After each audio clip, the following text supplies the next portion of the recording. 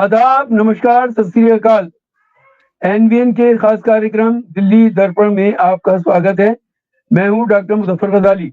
इस समय दिल्ली इलेक्शन के बाद सबकी निगाहें बिहार पर टिकी हुई हैं।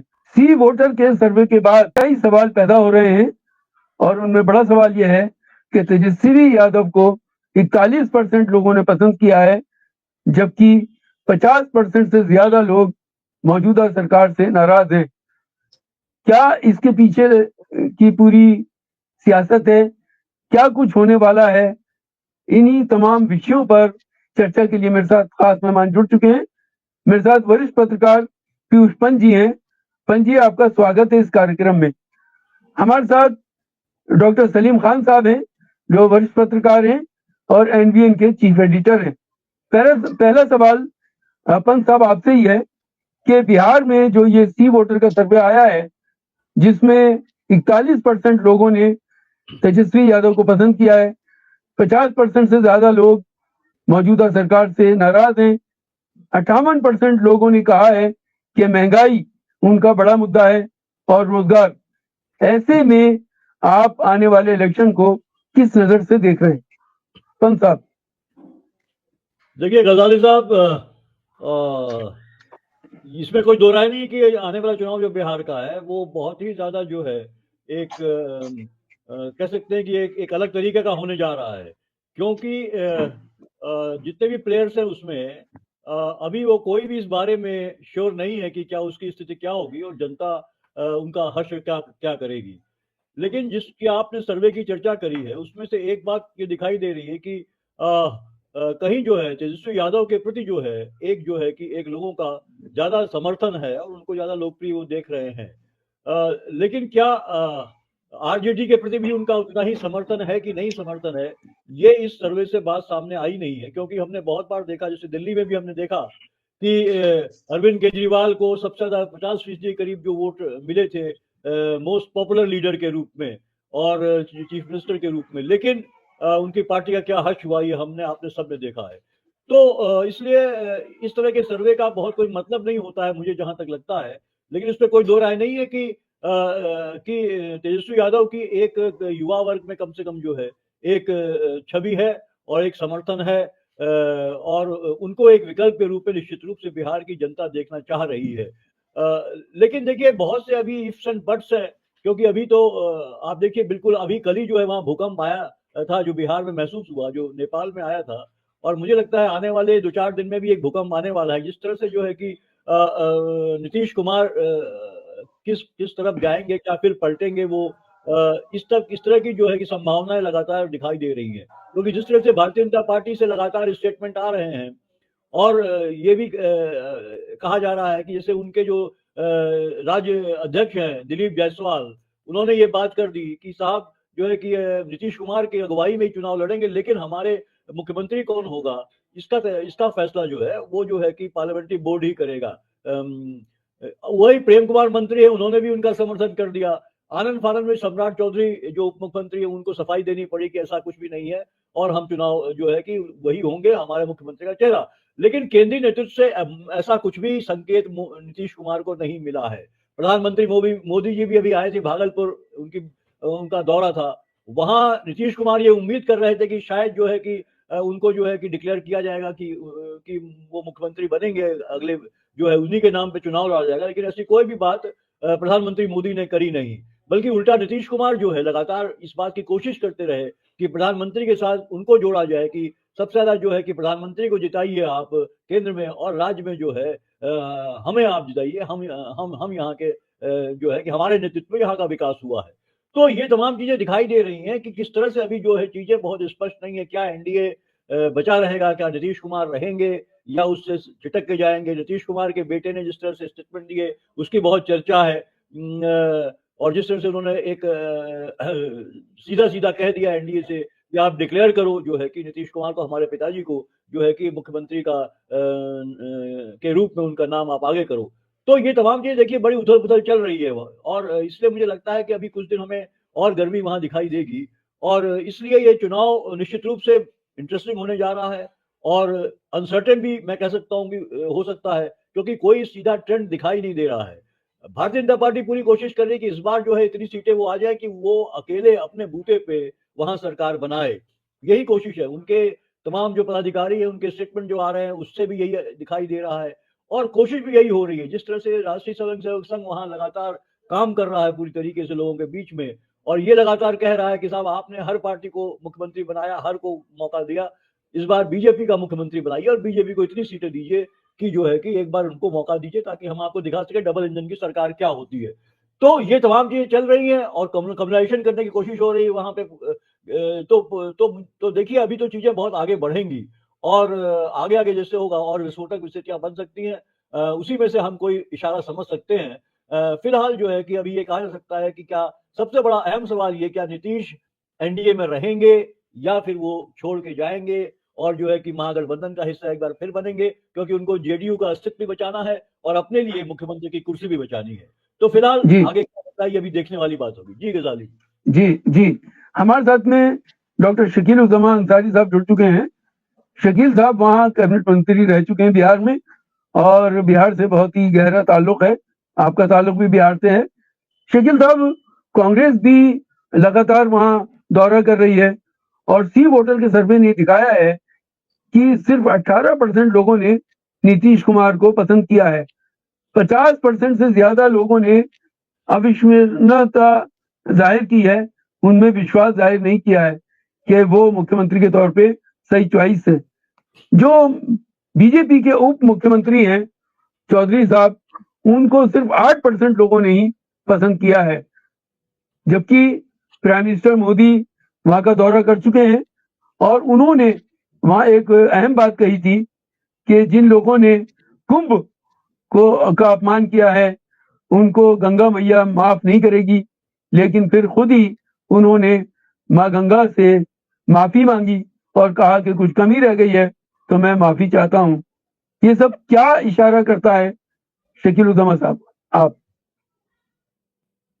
देखिए गजाली भाई, बिहार की पॉलिटिक्स जो है थोड़ी जटिल तो रहती है, लेकिन इतनी जटिल भी नहीं है।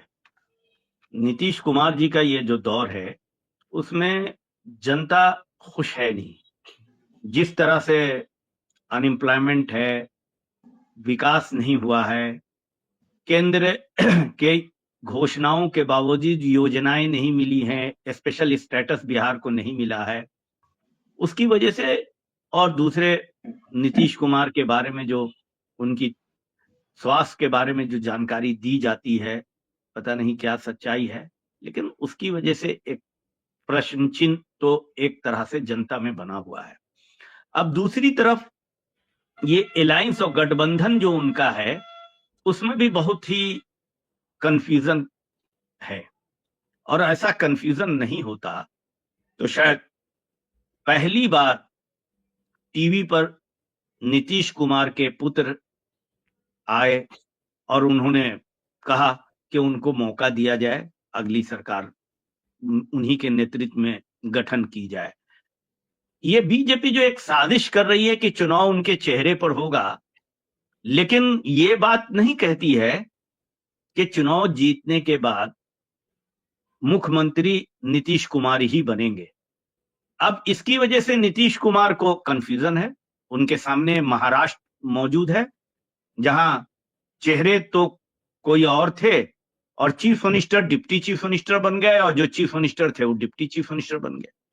इसलिए नीतीश कुमार के बेटे को भी सामने आके ये कहना पड़ा ऐसे वक्त में जब प्रधानमंत्री का वहां दौरा होने वाला था, और दौरा के बीच में ये लोकल लीडरशिप पहले वहां कभी कहती है कि नीतीश कुमार जी को चीफ मिनिस्टर के रूप में हम लोग स्वीकार करेंगे, फिर पता नहीं उनकी चाबी कहीं और है, फिर वो बदल जाते हैं कि ये फैसला दिल्ली वाले करेंगे।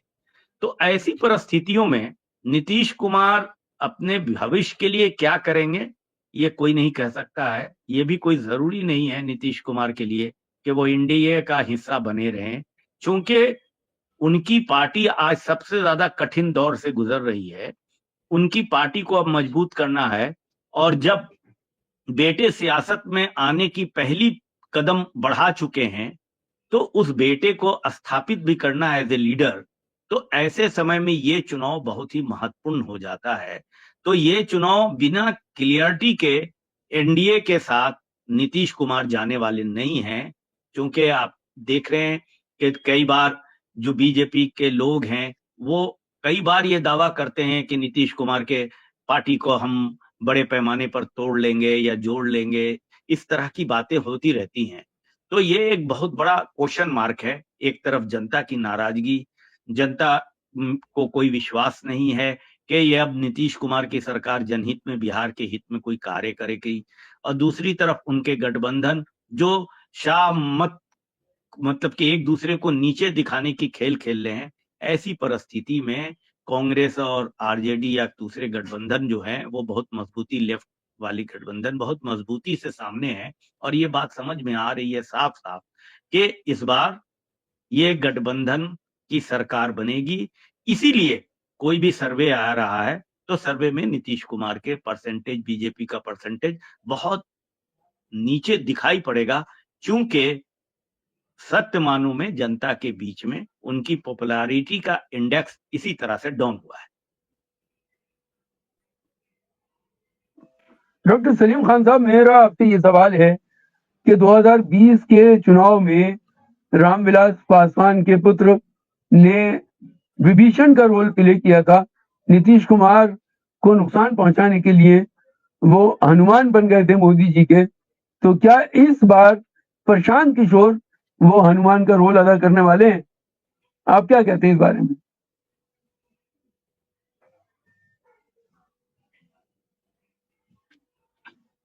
देखिए, प्रशांत किशोर वो रोल अदा कर नहीं सकते, इसलिए कि मेरे ख्याल में प्रशांत किशोर एक कागजी शेर है और वो टेलीविजन के सामने बैठ के और अलग अलग आंकड़ों की मदद से जो हवा बनाते हैं, उसका फील्ड में कुछ रंग दिखाना बहुत मुश्किल।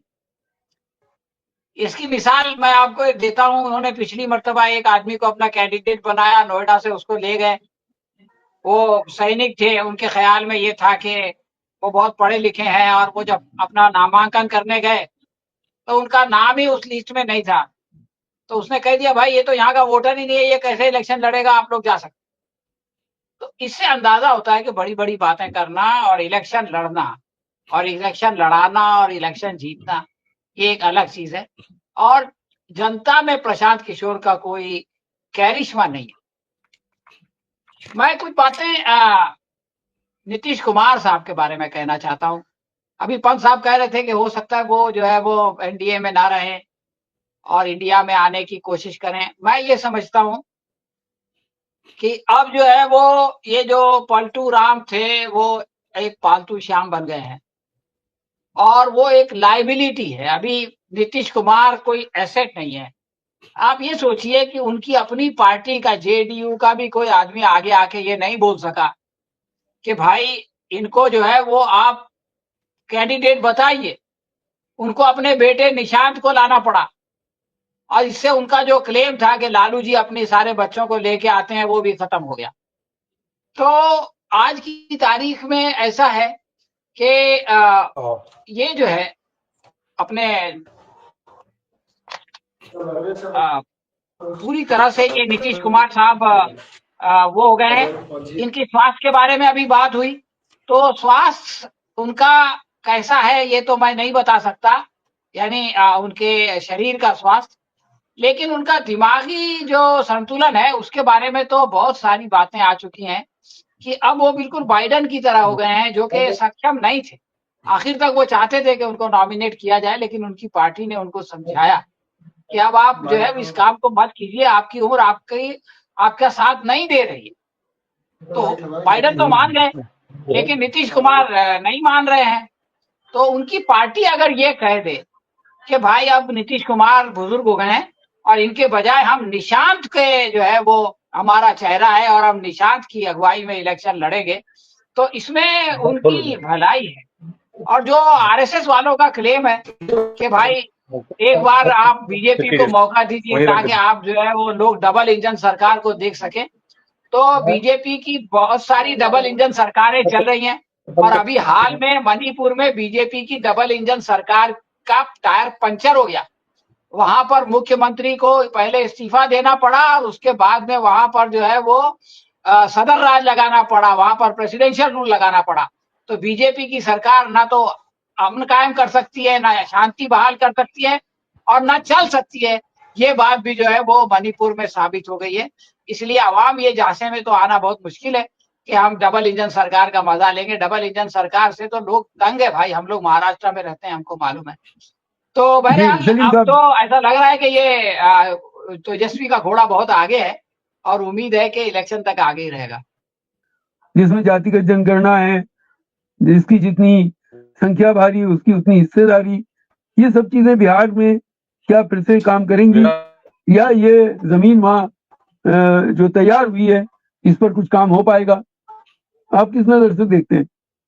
देखिए निश्चित रूप से देखिए बिहार वो राज्य है जहां से ये है जो जातियों की जितनी भी जातियां सबसे ज्यादा जो डोमिनेटेड हैं वो बिहार में ही है। अगर जाति और उपजातियों को देखिए आप, और बिहार के बाद उत्तर प्रदेश का नंबर आता है। तो बिहार में हमेशा जाति समीकरण ही काम आए हैं और जातियों से जुड़े ही जो है जो मुद्दे होते हैं वो हावी रहते हैं। तो सामाजिक न्याय का मुद्दा जो है कि वहीं से निकला हुआ मुद्दा है बिहार से। और यही जो है कि नीतीश कुमार भी इसीलिए जो है कि इतने आगे बढ़ते रहे क्योंकि उन्होंने लगातार जो है कि वो जो वीकर कास्ट हैं, जो अति पिछड़े हैं, उनको अपने साथ लिया उन्होंने।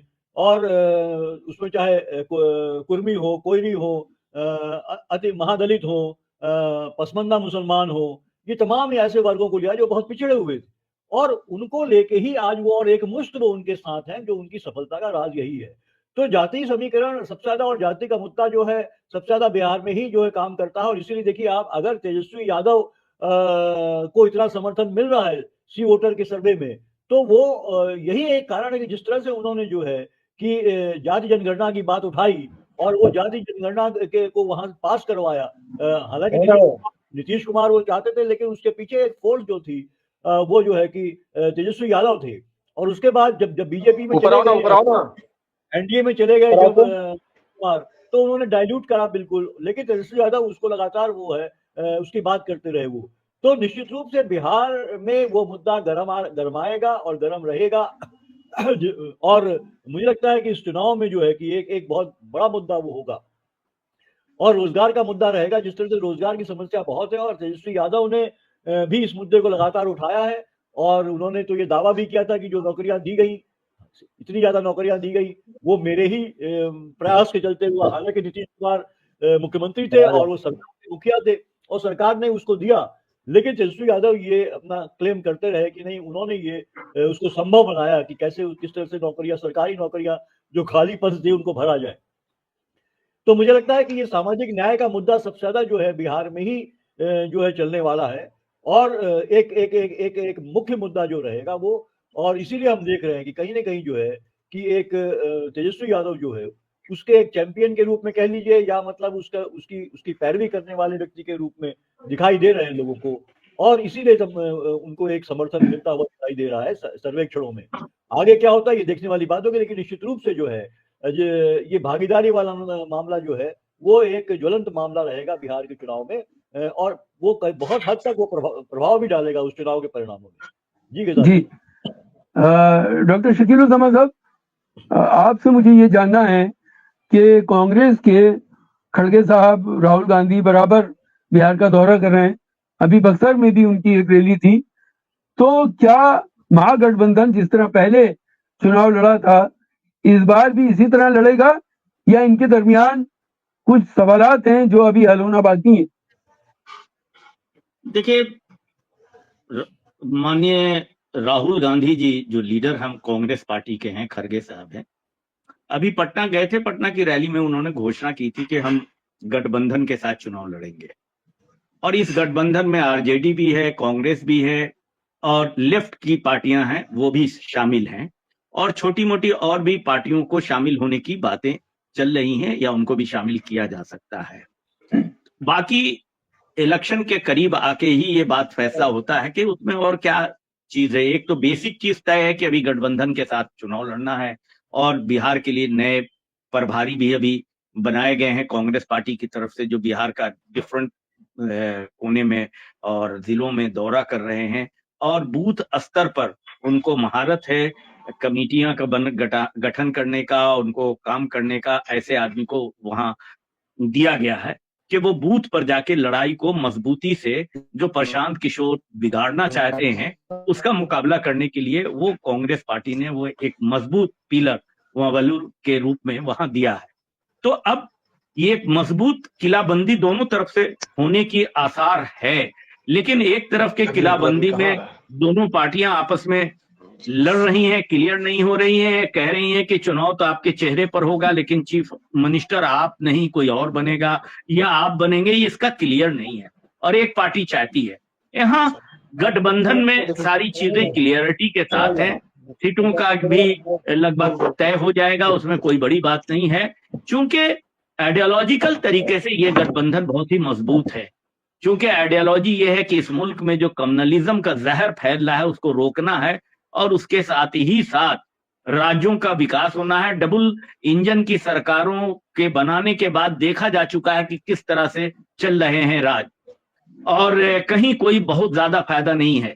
अलायंस पार्टनर इस बीजेपी से घबराई हुई है कि वो अलायंस को कंप्लीट खा जाते हैं और खत्म कर देते हैं। देखिए पंजाब में जो अकाली है उनका आज वजूद नहीं है। आप महाराष्ट्र में देखिए शिवसेना को किस तरह से बांट दिया और बर्बाद कर दिया, और राज्यों में भी इसी तरह इन्होंने किया है।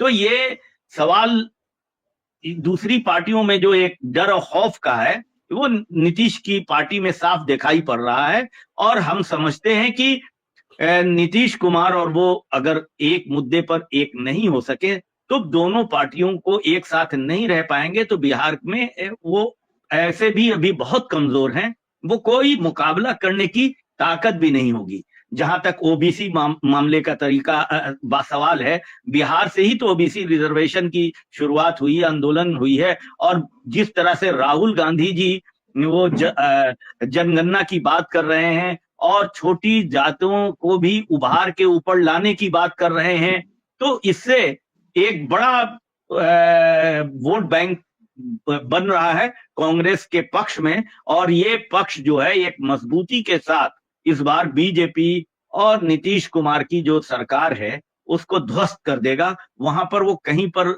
रहने के काबिल नहीं होंगे, क्योंकि उनके माजी के भी कोई कार्य ऐसे नहीं है जिनको याद किया जा सके, और भविष्य के प्लान भी कोई ऐसे नहीं है जिनको देखा जाए। जहां भी बीजेपी की सरकारें बनती हैं उनके पास राज्यों में कुछ प्लानिंग तो है नहीं। केंद्र में वादे करते हैं भूल जाते हैं, राज्यों में वादे करते हैं भूल जाते हैं। अभी दिल्ली की सरकार बनी, उन्होंने महिलाओं के साथ वादा किया। मोदी जी ने खुद कहा था अपने इलेक्शन कैंपेन में कि पहला कैबिनेट ये फैसला करेगी कि महिलाओं को उनके जो 2,500 रुपए उनके अकाउंट में पहले कैबिनेट में जाएगा। पहली कैबिनेट भी हो गई और पता आता नहीं, अब वादे किए जा रहे हैं, कहा जा रहा है। लेकिन मोदी की जो पहचान है, उनके वादों की जो पहचान है, यही पहचान है कि वो पूरे नहीं होंगे, वही उनके वादे हैं। जिस तरह से उनकी बनी हुई सरकार में ये कार्य पूरा नहीं हुआ है, और पहले ही आप देख चुके हैं कि किस तरह से इनकी सरकारें सिर्फ नफरत की राजनीति फैलाती हैं, नफरत के जरिए वोट लाने की कोशिश करती हैं। कंस्ट्रक्टिव, प्रोग्रेसिव, दलित और कमजोर तबकों को ऊपर उठाने की कोई प्लानिंग इनके पास नहीं है, बल्कि सबसे ज्यादा यही तबका जो है ये शिकार इनका बन रहा है जहां भी इनकी सत्ता है। इसलिए उमेश शर्मा जी, मुझे आपसे ये मालूम करना है कि अभी प्रधानमंत्री मोदी जी ने पटना का दौरा किया था, और पहले हम देखते थे कि जो माला पहनाई जाती थी उसमें नीतीश कुमार को खींच करके माला के बीच में लाया जाता था। इस बार उनको माला से दूर रखा गया। तो क्या बीजेपी नीतीश कुमार को अब अलग थलग करने की तरफ सोच रही है, या क्या देख रहे हैं आप बिहार में? मुख्यमंत्री नीतीश कुमार है, इनका कुछ नहीं चल रहा है, और सारे लोग जान रहे हैं कि ये मेंटली भी जैसो बिल्कुल डिस्टर्ब हो रहे हैं, शारीरिक रूप से भी अक्षम हो रहे हैं, और इनका संगठन भी बहुत कमजोर है। अब तक केवल प्रशासन के बदौलत ये सरकार चलाते रहे हैं, जैसा नवीन पटनायक करते थे। तो नीतीश कुमार को इसी तरह से साइड करने का कोशिश बहुत पहले से रहा है। चिराग पासवान को आगे करके इनके सीट को हाफ कर दिया गया। अब जो बचा खुचा हुआ है उसको भी ये चाहे आपके प्रशांत किशोर के माध्यम से या दूसरे के माध्यम से इनको खत्म करने की कोशिश है। और यहाँ पर बीजेपी पहली बार अपना सरकार बनाना चाहती है। अब तक बीजेपी की सरकार बिहार में नहीं रहा है, नीतीश कभी भी इनको आगे नहीं बढ़ने दिए। तो ये स्थिति हो रही है और यही कारण है कि भागलपुर में भी मोदी जी ने यह दिखलाया कि नीतीश अब हमारे लिए बहुत ज्यादा अनिवार्य नहीं है। ये इन्होंने अपने व्यवहार से दिखा दिया है और नीतीश कुमार कुछ कर भी नहीं पा रहे हैं। अब उनके पास संगठन का स्ट्रक्चर इस तरह से नहीं है, केवल वो सरकार चला रहे हैं। और मुझे तो लगता है कि कहीं ऐसा ना हो कि इलेक्शन के पहले भाजपा जदयू को तोड़ करके बहुमत में आ जाए और उसके बाद मुख्यमंत्री जैसे भाजपा का बन जाए। इसमें कहीं कोई दो राय नहीं है हमारी। और उसके बाद वो अपना खेला खेलेगा, क्योंकि बिना मुख्यमंत्री रहे हुए आगामी चुनाव में वो डीएम से लेकर के सारे अफसर पर उसका कंट्रोल नहीं हो सकता है और वो कंट्रोल करना चाहता है। ये स्थिति है। कांग्रेस चाह रही है कि हमें अधिक से अधिक सीट मिले और हमारा पक्ष मजबूत हो, और वो राजद के केवल पिछलग्गू बन के रहना नहीं चाह रही है। वो अपना वजूद तैयार कर रहा है, इसीलिए लगातार उनका पटना में दौरा हो रहा है, बिहार में दौरा हो रहा है। और वो अपने प्रभारी भी बदले हैं, और प्रभारी बदले हैं तो पहली बार ये प्रभारी ऐसा है कि जो लालू जी से मिलने नहीं अभी तक गया है। ये नहीं है कि हाँ लालू जी की मर्जी से ही कांग्रेस राजनीति कर सकेगी या उनके सीट आएंगे या फिर वो जैसो सत्ता का हकदार नहीं होगा। इधर बहुत बड़े पैमाने पर मुस्लिम लोगों के बीच में और पिछड़ी जातियों के नौजवानों के बीच में राहुल गांधी ज्यादा पॉपुलर हो रहे हैं बिहार में। और मुझे इसमें कोई यकीन नहीं है कि इस बार के सिनेरियो बदलेगी। नीतीश कुमार की स्थिति जैसे बहुत खराब होगी। और ये बीजेपी चाह रहा है कि पिछड़ी जातियों में जो कुशवाहा जाति है, कोयरी जाति है, उसमें हम जबरदस्त सेंधमारी करें, क्योंकि यही नीतीश कुमार जी का आधार रहा है पिछड़ी जाति का। और इसके बदौलत तो वो इतने सीटें लाते रहे, लेकिन चिराग पासवान इन लोगों के खेल करके उनके सीट को बहुत कम कर दिया गया। और वो चूंकि अभी इस स्थिति में नहीं है भाजपा कि नीतीश कुमार को दरकिनार कर सके, लेकिन मुझे लगता है कि ये खेला जैसे होगा कि उनके बहुत से विधायक अभी उनके टच में हैं और उन्हें लग रहा है पैसे के बदौलत उनको खरीदा जा सकता है और वो सत्ता में काबिज हो सकते हैं चुनाव के पहले। ऐसा मेरा आकलन है। लेफ्ट भी इस बार ज्यादा सीट लेने के तैयारी में है, क्योंकि उसका जैसे स्ट्राइक रेट जैसे अच्छा रहा है और आगे भी लोकसभा में भी उसने 2 लोकसभा क्षेत्र को जीता है, 1 लोकसभा ही हारा है, इसलिए उसका स्ट्राइक रेट है और वो इस स्थिति में बार्गेनिंग में। मेरा टाइम खत्म हो रहा है और आखिरी टिप्पणी मैं सलीम खान साहब आपसे लूंगा। आपकी आखिरी टिप्पणी।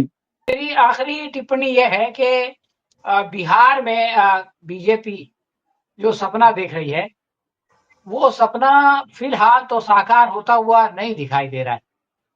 अब यह है कि वो घबराहट में क्या करती है। उसका सबसे बड़ा प्रॉब्लम ये हुआ कि उन्होंने 2 अपने डिप्टी सीएम बना दिए और उनमें से जो सम्राट चौधरी जो थोड़ा बहुत मशहूर है तो वो 8% पे पहुंचा और दूसरे का तो कोई नाम ही नहीं जानता। तो अब उनका आखिरी खेल वही है जो अभी बता रहे थे शर्मा जी, जाति का खेल। तो उन्होंने 7 मंत्री बनाए अलग अलग जातियों के। उनको ऐसा लगता है कि अगर हम किसी जाति के किसी आदमी को मंत्री बना देंगे तो वो पूरी जाति हमारे साथ आ जाएगी। लेकिन मेरा ख्याल है बिहार का वोटर हिंदुस्तान का सबसे ज्यादा इंटेलिजेंट वोटर है और उसको इतनी आसानी से बेवकूफ नहीं बनाया जा सकता। इस वीडियो में इतना ही। हम फिर हाजिर होंगे एक नए मुद्दे के साथ। तब तक के लिए दीजिए इजाजत। तमाम मेहमान जो इसमें जुड़े उनका बहुत शुक्रिया। अगर आपने अभी तक हमारे चैनल को सब्सक्राइब नहीं किया है तो सब्सक्राइब कीजिए, लाइक कीजिए और अपना कमेंट करना ना भूलिए, क्योंकि आपके कमेंट ही हमको ऊर्जा देते हैं अगले अच्छे प्रोग्राम बनाने की। बहुत बहुत शुक्रिया।